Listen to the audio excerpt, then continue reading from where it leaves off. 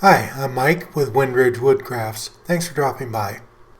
This is the chainsaw mill I recently built using Izzy Swan's plans, which I'll use to cut a couple logettes into cookies in this video. I've shown this chainsaw mill in a couple previous videos, which I'll link to in the description. I've since upgraded the Echo chainsaw bar from 24 inches to 28 inches and picked up the requisite full chisel and ripping chains to match. For cutting cookies, which are cross-cut against the grain, we'll be using the full chisel chain. You'll see that the 28-inch bar wasn't quite enough to get through one of the logs, so I had to break out my DeWalt battery-powered chainsaw to complete the cuts. I'm milling logs from a pin oak tree that was felled on our property in July 2023. Pin oaks are part of the red oak section. This one was around 105 years old and was leaning toward our house with our power lines in between, so it had to come down.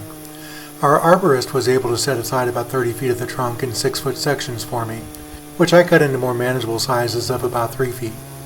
The chainsaw bar in the mill doesn't quite reach that high, so the first cookies are about 6 inches thick and the rest are about 2.5 inches thick. When I mentioned manageable sizes, these logettes still weigh somewhere in the 500 to 600 pound range. I use everything from a 2-ton engine hoist, a log peavy, various ratchet straps, and the occasional cable puller to get them in position. And then I hobble around and make noises like an old man for a couple days when it's all done. If you're interested in seeing me risking life and limb to load these on the sawmill, just add a comment below and I'll get to work on it.